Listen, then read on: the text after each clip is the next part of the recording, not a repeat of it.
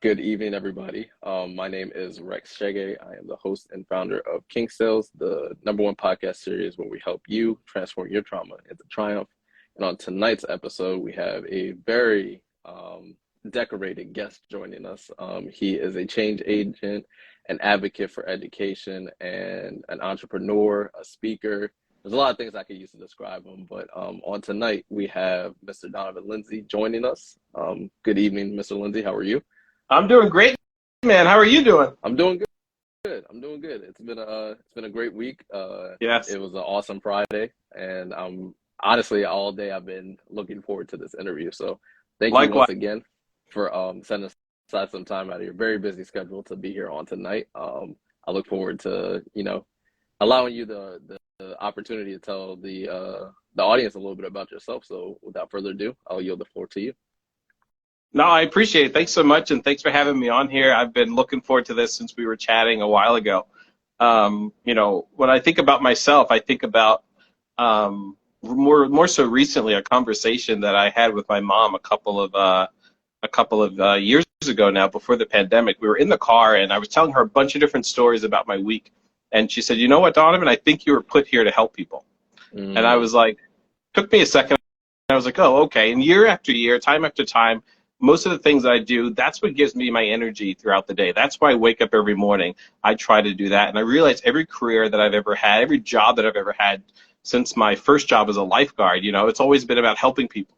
So, I turned that into so many different things when it comes to mentoring, when it comes to the businesses that I've started, and just in my everyday life. I mean, I wake up and my mindset is, okay, today I've got to do this, but I hope it gets derailed because I hope I'm able to help someone. So that's a little bit about me. Awesome, awesome. One thing that you just said that stood out to me, personally, for the longest time, I've always been a advocate for others, especially like having that desire to help others, Yeah. and I didn't really know how to center it around like my plan or my purpose. I kind of just felt like, oh, I'm just this different person that always likes to help people. And I remember when I was growing up, like my friends and a few of my family members were like, well, why are you so keen on helping others? I was like, I just like seeing people win. And Yes. that's the older I Yeah. got, the more that I realized how rare of a trait that was. So that's another reason why I wanted to interview you, is because when we were talking on the phone a week ago, like that was one of the things that you kept on reiterating. I was like, you Yeah. know what? I feel like this is going to be a really good Yeah. I conversation. remember Um, back when I worked, I was a security manager at a resort, and I just remember running and doing crazy things with different incidents and emergencies. But I remember just the person walking through their room, and they're like, "Oh, you're in security, but you're carrying my bag for me." And I'm like, "Yeah," and I chat them up. But I really thought about every job that I've ever had. That's been the aspect that I'm like, that's what I like to do. That's why I show up every day. there it is. I love it. I love it. So, you know, I feel like this is a great segue into tonight's topic, which is the importance of preparation and education. So, with your profession now, and you're an entrepreneur, what kind of led you into the area of profession that you're in now with education? Sure. So I guess I probably started back when I was going into college. You go on a college tour, and I was very impressed because my tour guide was walking backwards. And I was like, wow, that's something I want to do when I get to college. I remember telling my mom that's like the one thing I was excited about. And, it's like, well, you should be excited about more. But that was something I wanted to do, and I was able to accomplish that. And I worked with the admissions office, and from there, for 4 years working in admissions as a part-time as a student, I started to look at careers where I could go into college admissions to help students figure out that goal, figure out that path, because I quickly realized when I was doing campus tours, when I was interacting with students, they didn't all have the support and the help that I had at home, but also in high school where they did that preparation. So 2016, I was hired as assistant director of admissions at Penn State, and a lot of my job was recruiting out of state. And I would go to high schools and talk with students from all over the place. And sometimes it was like, they got what I was saying, and sometimes I was like, I need to back up a little bit because I'm here and they're right here. Like they're grasping to understand what I'm trying to do and what I'm trying to say to them. So in the height of the pandemic, I was on Zoom, still working for Penn State at the time, and I was talking with this student and his sister. His sister was a recent college graduate, and she was like, I'm here with my brother, and he is a senior in high school, but they're first-generation college students. So like their parents aren't much help, they didn't go. And then she said how their high school didn't do much with preparing them for college. She's like, I'm here with him. I just graduated, but I can't even help him because I have no idea where to start. And we were on Zoom for about 2 hours, and they're frantically like writing everything that I said down.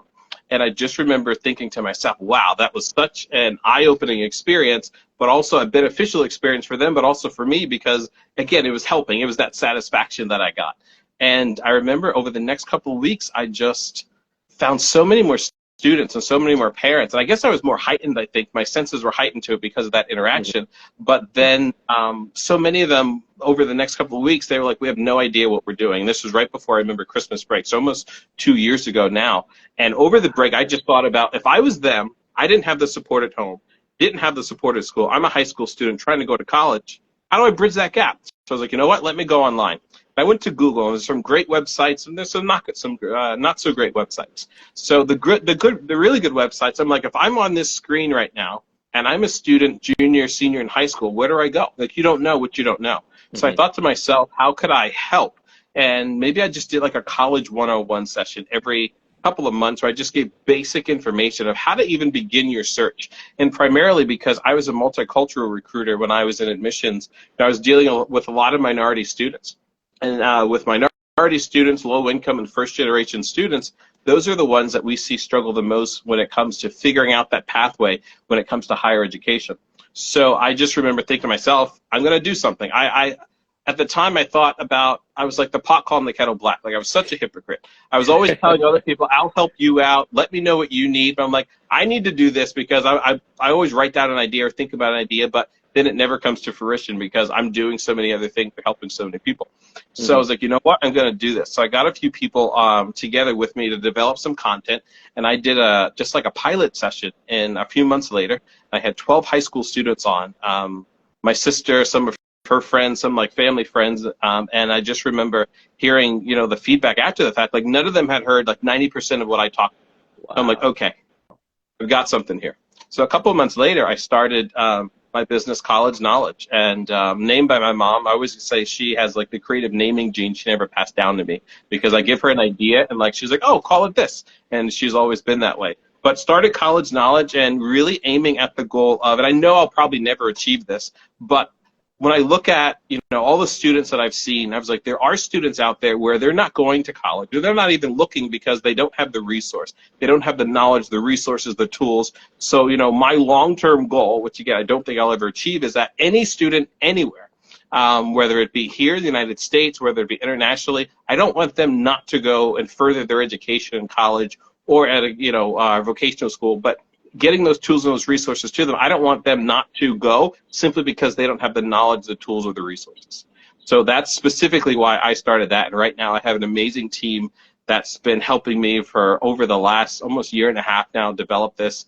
And then during my time at Penn State, I had the pleasure of advising a bunch of student organizations.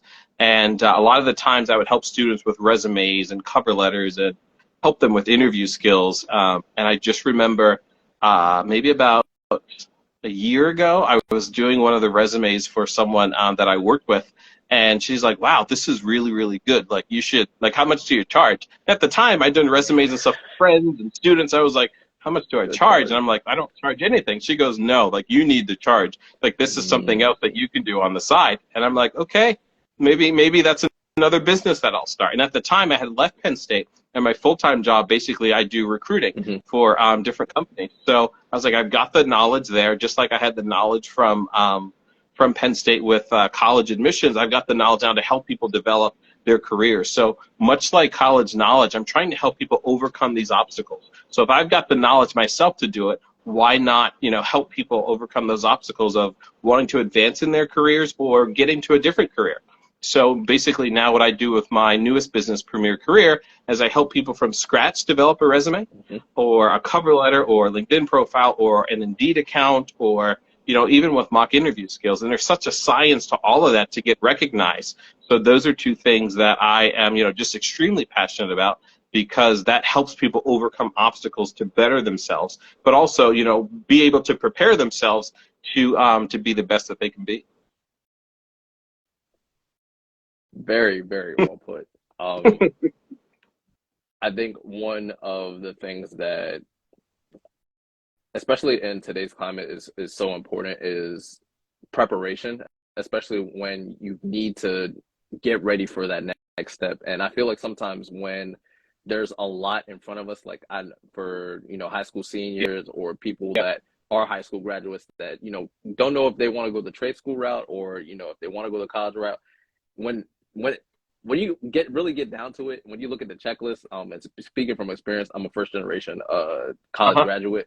I was trying to navigate, FAFSA and the Common App, and trying to figure out, what it is specifically that I need to go about in order to get to where I needed to be. But I think one of the things that that immediately came to mind while you were talking is this quote that reads, "Failing to prepare is preparing to fail." So when people, regardless of if they're high school freshmen, sophomore, junior, seniors, or graduates themselves that are trying to figure out where it is that they need to go next, what do you think is one of the biggest challenges that you have witnessed for students during your time working in admissions? I would say their parents. The parents try to be supportive, but a lot of the times they're like, I feel like the parents in a way may be living through them, where the student isn't really able to make that decision on their own. And so often I would sit in my office, or the staff assistants outside of my office before the admissions presentations would begin. I'd get a heads up, hey, these are the helicopter parents, or like this person, you hand them the student the folder, the parent takes it. It's like, okay, I know what's going on. So I would specifically, in a way, annoy them, because during the sessions, I would specifically focus on the student. But you see the parents trying to interject, and countless times I'd have students in my office in tears at times because of the stress of their classes. But the stress of their classes, I say, well, what classes are there, or what classes are making you the most stressed? And a lot of the times it wasn't the general classes, it was the major specific classes. And I said, well, why did you pick this major? My parents thought I should do it. So I think a lot of the times it was like the parents were the ones that I'm like, okay, well, what do you want to do? And for a lot of them, I knew their parents. I'm like, they must have a love-hate relationship with me, because they're probably on the phone or texting them. They changed their mind. They were talking to Donovan. But I'm like, you're not going to achieve your highest potential if you're not able to kind of get into or get the education that you want to get. Because if you're not going to get that education you want to get, how are you going to achieve those goals, regardless of what those goals are that you want to get? Not even major, but like clubs that they should join. Students were joining even clubs that their parents were like, oh, when you get to college, you need to join this. But like they didn't want to do that. And anytime I would talk with parents and students, almost every session I've ever done over the time I was in college admissions or doing College Knowledge Now, I would talk about an education. And I always point out how when I said education, immediately you probably thought of a classroom. But I said myself, with a bachelor's and a master's, most of my education was outside of the classroom. Like you learned so much about yourself and others and how to communicate and time management and all these things that you don't learn in the classroom, because high school and college are very different. High school, you're in class for 7 hours a day. College, you may be in class for 3 hours a day. So it's vastly different how how you have to time manage, but also how you have to think about things. But I think one of the biggest hurdles, and a lot of the times after they got over the hurdle of, I was like, hey, over the break, you have to have that tough conversation. Like, this isn't working for me. Look at my grades here.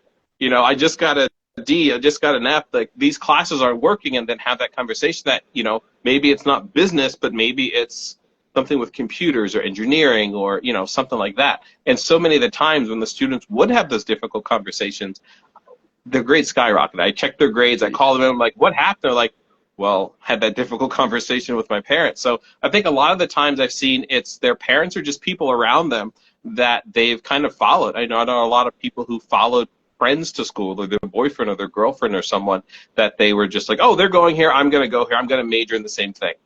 just doesn't work out. Like, you know, kind of just think for yourself, take a moment and be like, what do I have the passion to do? Mm. What do I do the easiest? And, you know, that's, you know, everyone's born, I feel, with a gift, and you just have to find that gift. Very well said.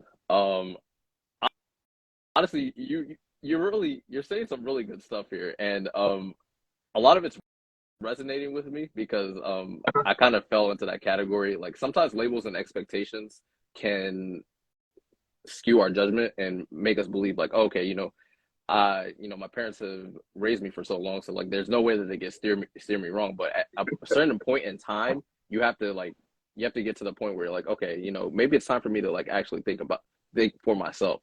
And making those autonomous decisions is what helps us with our independence. And Mm-hmm. I think halfway through my collegiate career, I was like, am I getting this degree for myself, or am I getting it because my dad wanted me to go to Yeah. college? And I think one of the weirdest feelings is when you finish something and you don't feel like that sense of accomplishment. Like you feel like you kind of just did it because Yeah. someone else told you to do it. And I found myself in that position after I graduated from my alma mater, Weston College. And I really had to do some reflecting before I decided to pursue higher Mm-hmm. higher degree afterwards. I was like, you know what? Let me figure out if PT is really something that I want to do long term. And fortunately enough, it is something that I can see myself doing in the long term. And I'm really glad that as I was doing the application process, I'm like, phew, they got it off to do another 4 years of undergrad. But you said it's a common thing for a lot of students where they'll go through their entire collegiate career and find out that the degree that they chose isn't what they're passionate about. Yeah. And And I think what you said, fulfillment, especially, like you could just see if someone doesn't want to do what they're doing. But to have that end goal in mind and achieve something for yourself, it's way better than, even if it was 10 times harder, it's way better than taking that easy route and getting that degree that you didn't want to do. But you also have, I feel, that sense of accomplishment that will always be there. Yeah. Where you could look at the diploma and be like, oh, I got a degree in this. Oh, yes, I got a degree in this. Like, I was way more excited. And unfortunately, I know countless students who I've worked with over the years who got a degree and then they're like, I didn't really want this. And I've seen that, so they're so depleted because they didn't get that. And I think one of the best things that you can do, I actually have two friends that are coming over tonight, and we're heading over to Pittsburgh. I'm going to graduation with them. But like the commencement ceremony to commemorate that experience and that hard work that you did over however many years is huge. And that's pretty much why, they have graduation where it's like, all right, you get the diploma, but you have that actual ceremony. And it's like that ceremony kind of just, that's the cherry on top, the icing on the cake, where you're able to be like, wow, like this is for me. This is the thing that I've done. And having worked with so many, young people, and I've had the pleasure of going to probably over the last 5 years, like 25 different graduations. So it's like that for me, just to sit there, not even for them, but to see all the other people on stage and the parents, and it's like, wow, they're prepared to now go to that next journey because of that long and hard work that they did for however many years that it took them to get there. Wow. Amazing. I guess as a follow-up to the question that I asked you, for any, I guess, high school students as young as freshmen now, how can they take the necessary steps to prepare themselves for college or even trade school if they do decide that, college isn't for them? Yeah, I think one thing that students should do is take classes that, those elective classes of things they think they may be interested in. Because so often, they're taking these classes. I'm going to take an extra math class. I'm like, well, that makes sense if math is something that you could see yourself doing. Or I remember, like in my school, we could go to like a VOTEC in high school where all these students were learning all these different skills at a trade school. And so many of them went on to do that simply because they had that. And similarly to what you do in college, you do an internship. I knew so many people in college who did an internship where they loved it, or they're like, I've always wanted to do this, but now no, I'm so glad I did that internship because that's not the route that I want to follow. But I always tell students that if you can take just a couple of classes and, get your feet wet basically in a specific area that you may be interested in. Start there. And even if you can't take the class, talk to the teacher, because they've got probably a degree or something in that field. That's what they're passionate about, so they can definitely help you out too. But also just reaching out to different colleges and universities and trade schools, because someone like me who's in admissions, your job is to recruit. So if you're calling me, hey Donovan, I'm interested in X program. Oh, I've got this student who's great for you to talk to, who's just in your shoes, just a couple of years ago. And here's, getting someone who's closer in age, because I know I keep getting older, and I realized that after a while, I'm like, you know what? It's not me that should be telling them this information. I'm a little bit further removed than I'd like to admit, but maybe I'm going to get someone else to tell them that information, because it won't sound as like selly when I'm trying to sell them on a specific thing. But let me get someone else to talk about their experience that they're currently going through now. Very well said. One thing that I want to circle back to that you had mentioned earlier, you have a bachelor's degree and a master's degree, but you had said that most of the things that you learned wasn't in the classroom. Mm-hmm. And I feel like lifelong learning is something that people should really value, because it's something that all the information that you acquire sticks with you for the rest of your life. And although you may not apply it every single day, there might be a certain situation that pops up that reminds you, oh, hey, I remember that I went through this experience when I was younger, and now it's happening right before my eyes, and I can utilize the knowledge and the wisdom that I acquired from that to better, better assess the situation. So, I have this quote from Albert Einstein that says, "Commit yourself to lifelong learning. The most valuable asset you'll ever have is your mind and what you put into it." So how do you feel that lifelong learning has helped you get to where you are now? Kind of what you said. You never know when you can pull from an experience that you've had in the past. And, I feel like it's just like, certain senses that we have.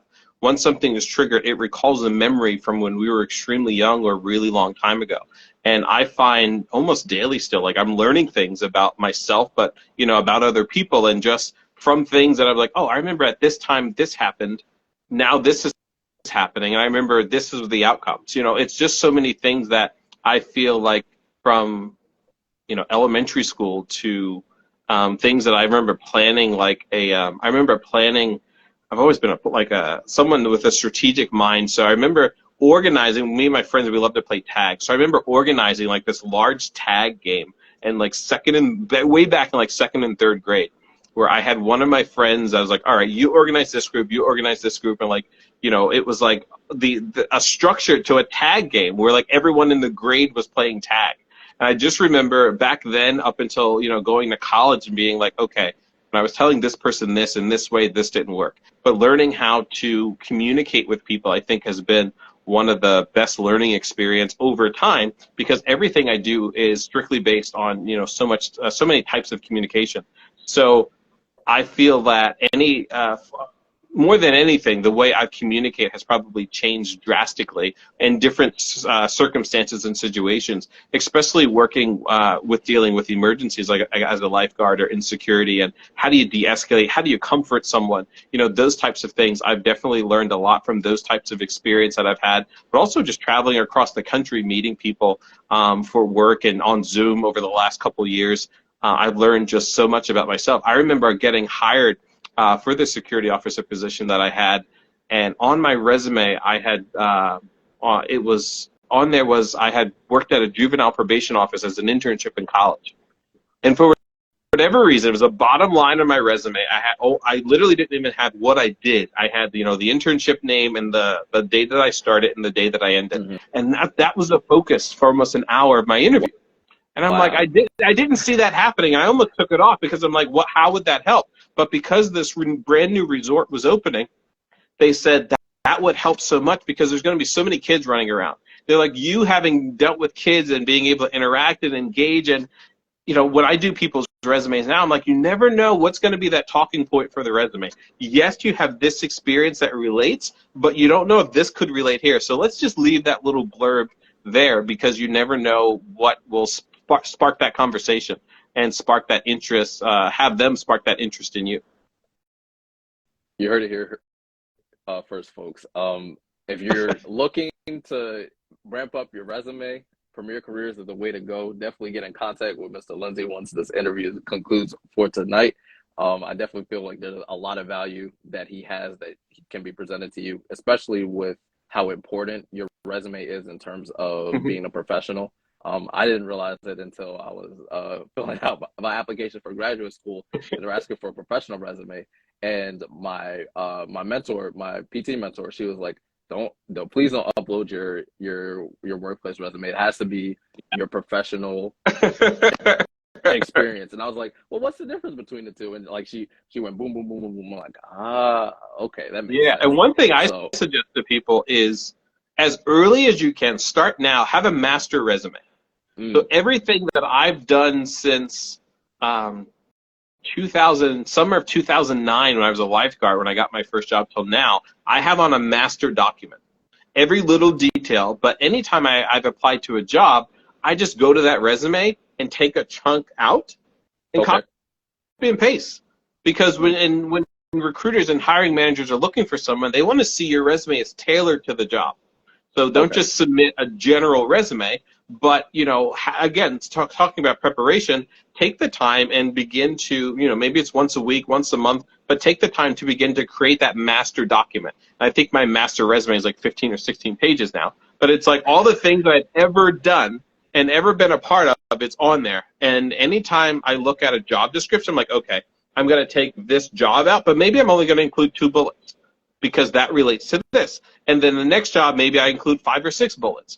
But you just never know how it's going to work and what type of preparation is really going to help you get your foot in the door. But overall, if you can start now and even start, I'm a part of this junior leadership program. I was talking with a couple of students this week about beginning to craft their resume and basically explaining the same thing, how you're probably going to forget something. But if you start now at a younger age, that list will continually grow. And every single thing that you do, you'll be able to pull related responsibilities or duties out of that master resume to then put it on that resume that you're going to submit. So a lot of the things that you did, although it may not relate 100%, everything that you've done relates in some way, shape, or form.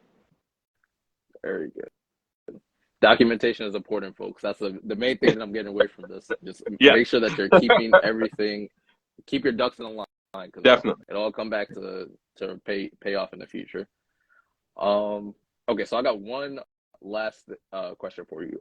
Sure. When I was doing research during the week and educating myself, one thing that stood out, and I was actually talking to Dr. Roach, and he had said, inspiration lasts, motivation doesn't. And when I dug a little bit deeper, I learned that motivation is emotionally driven and inspiration is mentally driven.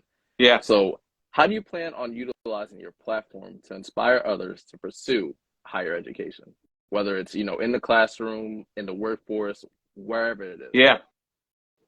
So it's funny you say that because I have a pending LinkedIn article that I want to publish that's literally titled Inspiration versus Motivation. And when you look at, I feel anything that you do, you can be motivated for a specific amount of time, but that being that person that's able to inspire, that's long lasting. That's going to be, that's going to be forever. And talking to people about those long-term goals, you have to be inspired. It has to be something that you're driven and that you feel like, this is me, this is my purpose. I forget where I heard it. Might have been Steve Harvey recently, but I listen to him a lot. But he talks about at one point, there's 2 important days. 2 of the most important days of your life are the day that you are born and then the day when you find out why. And then how do you then continue to be like, okay, how can I always achieve this? But I remember being quite jealous of different people who I would hear speak because they had all this energy. And I'm like, wow, great motivational speaker. I was like, how can I get that energy? And I'm not the person that's yelling and shouting all the time, but so often, people's like, wow, I've done this, and I remember you saying this to me X amount of years ago. And I'm like, I'm not as motivational as I am as an inspiration, which I remember literally just thinking about that maybe 3 months ago. And for years, I've thought ever since I was in high school, when I would see like assemblies where we got to, get out of class for a couple of hours, but we'd have these motivational speakers. And I was like, wow, how can I do that? And I realized that's not what I wanted to really do. And that's not what my passion was. My passion was really to inspire, really not to motivate. I can motivate where after this, you'll be like, all right, I'm going to go do this because I was talking with Donovan. It's like, no, I want that long-lasting effect where let's have that conversation. Let me speak to you a little bit. Let's have that conversation. But then how can I have this be a domino effect that long-term? Here's what I'm going to get out of this one thing that's going to affect the change in my life and potentially others. Wow. I'm telling you, I'm really excited to see where Premier Careers and College Knowledge ends up going. Thank you. It's something that's very, very necessary moving forward, especially, and again, in today's climate, it I would say like after COVID, like it completely transformed learning. Yeah. And now I feel like you have a solution to an issue that really needs to be solved, because moving forward, like a lot of people are losing motivation when it comes to learning, or they don't feel like, that they're capable enough or have the capacity to learn. And Correct. I feel like these two platforms are definitely going to help encourage people to realize that, they have everything that they already need within themselves. So correct. Yeah. And exactly, it comes from within. absolutely. Well, that concludes everything that I have for you on Thank you tonight. so From much. all I have Thank you. questions. This is great. I'm honestly, like, this was some really good dialogue. I definitely appreciate you sharing your expertise and, the knowledge and the wisdom that you've acquired over the years in your profession. And, I'm really excited to see where, your platform takes you. Because again, I think one thing that I'm starting to realize now too is a lot of people are finding themselves on stages, but they don't necessarily have a platform. Like, they don't know why it is that they're doing their stuff, and they're not really passionate about it. Like, they just see a quick buck, and especially now, like in the whole technological age, a lot of people have a stage, but they don't really know how to utilize their platform, or they're pushing something that really isn't going to last. So, Yeah. um, Well, you, Well, you know, I I'll just say, the thing that I do the most, and I read a book by Simon Sinek called Start With Why. And, it comes from that inner thing, and everything that I do, again, it's that why for me. It's how do I help someone regardless of what I do. And I think once someone internally finds that why, again, not externally listening to other people, once you internally find that, life in a way, it becomes just a lot easier. and I, I honestly, I can say that you've embodied that wholeheartedly. Thank So you. no problem, no problem. Yeah. So that pretty much concludes tonight's interview. I want to thank you again for setting aside time out of your very busy schedule. I hope that everything goes well with your journey to Pittsburgh. Um, Yes. and don't stop. Again, like, this is something that I feel like is going to change the world for the better. So always keep your purpose in mind, and even when you find yourself burdened or over encumbered, just realize that you got what it takes to get to where you need to be. So I'm really grateful that we were able to connect and do this No, interview. likewise, and I have to say I appreciate the stuff that you do, and just from us chatting and us getting connected, I've definitely been excited and researched you too. So I'm excited to see where you go and what you're able to do and accomplish. So likewise. Thank you. To everyone that tuned in on tonight, once again, my name is Rex Shege. I am the host and founder of Kingstales. I definitely appreciate you guys joining us on tonight. For those that follow the page, thank you so much. Be on the lookout for our next interview. We'll definitely be making announcements on when that will be releasing, and when we'll be premiering that one. So once again, I want to thank everyone for coming out. Thank you again, Mr. Donovan. Thank you. And everyone have a blessed night. This is Blessed King night. Stills See you. signing off for this.